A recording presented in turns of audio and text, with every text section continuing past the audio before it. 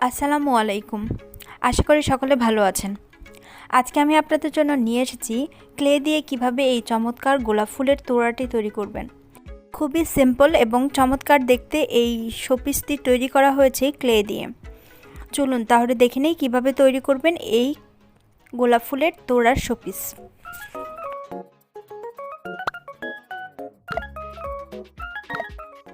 প্রথমেই গোলাপ ফুল বানিয়ে নিব। আপনারা বিভিন্ন কালারের গোলাপ ফুল বানিয়ে নিতে পারেন আপনাদের পছন্দ অনুযায়ী, লাল নীল যে কোনো কালার যেটা আপনাদের পছন্দ। তো আমি এখানে 3টি কালার ইউজ করব, সাদা, বেগুনি এবং গোলাপি। তো আমি প্রথমে সাদা কালারের গোলাপ ফুল বানিয়ে নেব। এর জন্য আমি রুটির মতো করে বেলে এইভাবে যে কোনো কিছু ঢাকনা দিয়ে গোল গোল করে এভাবে ছোট ছোট করে আমি 6টা পার্ট করে নিয়েছি দেখুন। তারপর এইভাবে একটার উপর একটা রেখে এভাবে লম্বা করে আমি ক্যাটারপিলারের মতো করে বিছিয়ে নিচ্ছি। এটা গোলাপ ফুল তৈরির সবচেয়ে ইজি পদ্ধতি। যারা গোলাপ ফুল তৈরি করতে পারে না তারা খুব সহজেই এভাবে গোলাপ ফুলটা তৈরি করে নিতে পারবেন। তারপর দেখুন এইভাবে আঙ্গুল দিয়ে এভাবে আমি এটাকে ভাঁজ করে নিব। এভাবে আমি এটাকে এই যে দেখুন এখন দুই পাশে 2টা গোলাপ ফুল হয়ে গেছে। এরপর আঙ্গুলটা মাঝখানে রেখে এভাবে আমি গোলাপ ফুলের মতো শেপ দিয়ে দিব। দেখুন আমি কিভাবে করছি। তারপর আমি পিছন সাইডটাও ঠিক এইভাবে 2টো গোলাপ ফুল এভাবে বানিয়ে নিব। তারপর ফুলগুলো আমি একটু ছড়িয়ে দিব। দেখুন এই যে এভাবে ঠিক গোলাপ ফুলের ছোট্ট একটি প্যাটার্ন হয়ে গেছে। নিচের দিকটা আমি একটু সরু রাখবো, একটু চোখা রাখবো যাতে এটা আমি শুকিয়ে গেলে গাঁথতে পারি। তো এরপরে আমি আরেকটা গোলাপ ফুলও এভাবে ছড়িয়ে দিলাম। এরপরে আমি এগুলো কি করব, একটা সুতির পাতলা কাপড়ের উপর রাখবো যাতে তাড়াতাড়ি এটি শুকিয়ে যায়। পিছন সাইডটা আমি একটু সরু রাখবো। এভাবে আপনারা অনেকগুলো গোলাপ ফুল বিভিন্ন কালারের তৈরি করে নেবেন। তারপর আমি পাতা তৈরি করব। পাতা আপনারা যে কোনোভাবেই তৈরি করতে পারেন। এইভাবে আমি একটা ফিল মেশিন দ্বারা এভাবে পাতাটাকে আমি শেপ মতো করে তৈরি করে নিলাম। পাতার মাথাটা যাতে একটু চোখা থাকে সেই দিকে খেয়াল রাখবেন। এরপর আমি আরেকটা অন্য সিস্টেমের পাতা তৈরি করছি। এই যে এভাবে খুব সিম্পলভাবে এভাবে কিছু পাতা তৈরি করে নেবেন, এটা আরও বেশি অ্যাট্রাকটিভ লাগবে। তারপর আমি কিছু এরকম ডালের মতো তৈরি করে নিব, লম্বা করে জাস্ট একটা প্যাচ দিয়ে এইভাবে করে কিছু রেডি করে নিব। এভাবে করে আমি কিছু ফুল, পাতা এবং অন্যান্য জিনিসগুলো আমি আগে রেডি করে শুকিয়ে নিব। 1 দিন বা 2 দিন পরে এগুলো শুকিয়ে দেখুন এগুলো এমন হয়েছে।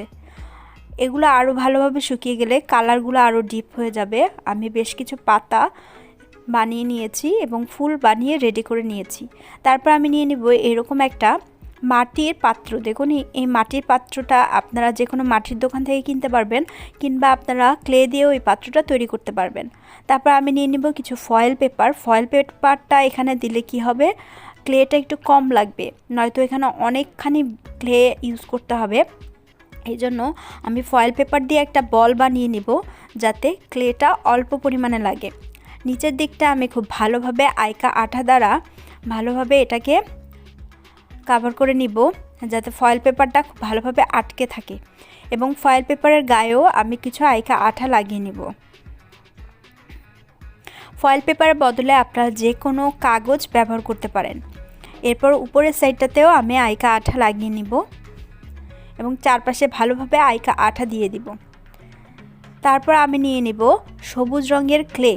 আপনারা এখানে অবশ্যই সবুজ রঙের ক্লে ব্যবহার করবেন, তাহলে পাতার সাথে সেট হয়ে যাবে, এটা দেখতে খারাপ লাগবে না। অন্য কালারের ক্লে দিলে এটা কিন্তু ফুটে উঠবে। সো আপনারা সবসময় বেজ, যে কোনো কিছুর বেজ সবুজ রঙের রাখার চেষ্টা করবেন। তা আমি এটাকে ক্লে দিয়ে পুরোটা ভরে দিলাম। তারপরে উপরে আবার একটু আইকা আঠা দিয়ে দিব। তারপর একটা কিছুতে আইকা আঠা নিয়ে এভাবে ফুলগুলো প্রথমে আঠা দিয়ে সেটিং করে নিব। অবশ্যই আঠা দিয়ে সেটিং করতে হবে, না হলে কিন্তু এটা শুকিয়ে গেলে খুলে চলে আসবে। কালারগুলো যাতে মানে কম্বিনেশনটা সুন্দর হয়, একটা সাদা, একটা নীল, একটা গোলাপি, এরকমভাবে একটু এলোমেলোভাবে আমি সেট করে নিব।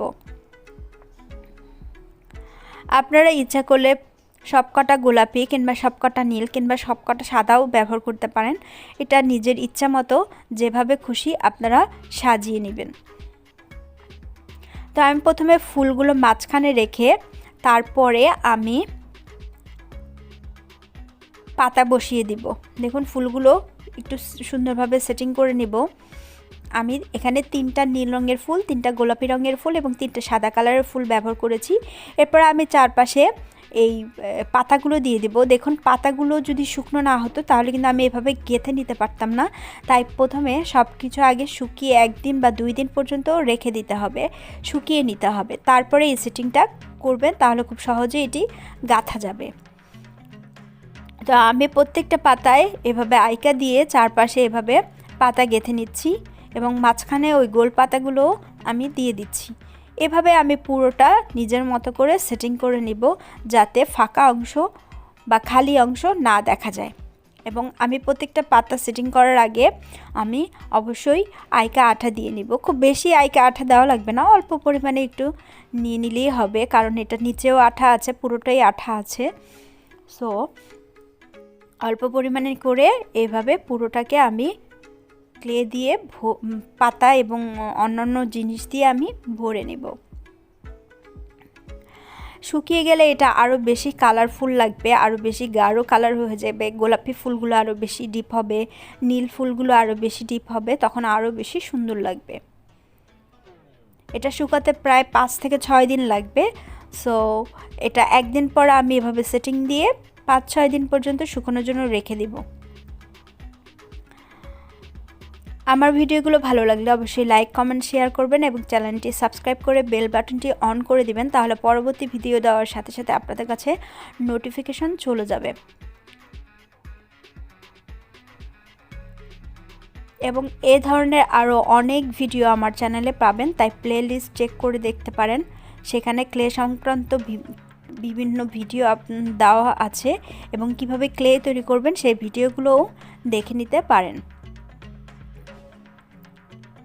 তা আমি একটা একটা করে খুব সুন্দর করে নিজের মতো করে আমি এভাবে ফুলটাকে সেটিং করে নিলাম। একটু ঘন ঘন পাতা দিলে দেখতে সুন্দর লাগবে, যদি ফাঁকা ফাঁকা থাকে তাহলে ভালো লাগবে না, তাই আমি একটু বেশি করে পাতা দিয়ে দিলাম। তারপর আমি যে লম্বা লম্বা করে চিকন চিকন করে যে ডালগুলো বানিয়েছি সেগুলো একটু দিয়ে দিব, একটু বাড়তি সৌন্দর্যের জন্য। 2টো বা 3টা এভাবে দিয়ে দিলে একটু প্যাঁচানো প্যাঁচানো ডাল থাকবে, যেটা দেখতে ভালো লাগবে। সব কিছু সেটিং হয়ে গেলে উপরে আমি হালকা করে ফুলের গায়ে কিছু আইকা আঠা লাগিয়ে দিব। আমি এখানে গ্লিটার দিব, আপনারা যে টিউব গ্লিটার পাওয়া যায় সেটাও ইউজ করতে পারেন। তো আমি এখানে হালকা করে গ্লিটার দিয়ে দিব যাতে একটু একটু গ্লেজ দেয়, সে কারণে। তো আমি প্রথমে এইভাবে একটু আইকা আঠা লাগিয়ে দিব। এরকম গ্লিটার নিয়ে নেব। দেখুন বিভিন্ন কালারের গ্লিটার, আপনার যে কোনো কালার আপনাদের পছন্দ মতো ইউজ করতে পারেন, কোনো সমস্যা নাই। আপনার যেটা ভালো লাগে আপনি সেটা উপরে জাস্ট একটু আইকা আঠা দেওয়া আছে একটু ছিটিয়ে নেবেন, তাহলে একটা চকচকে একটা গ্লোসি ভাব আসবে, যেটা দেখতে সুন্দর লাগবে। তো আমি দিয়ে দিচ্ছি যে কোনো একটা কালার, সাদা, গোল্ডেন, লাল, নীল, যে কোনো কালার দিলেই একটা গ্লোসি চকচকে ভাব আসবে।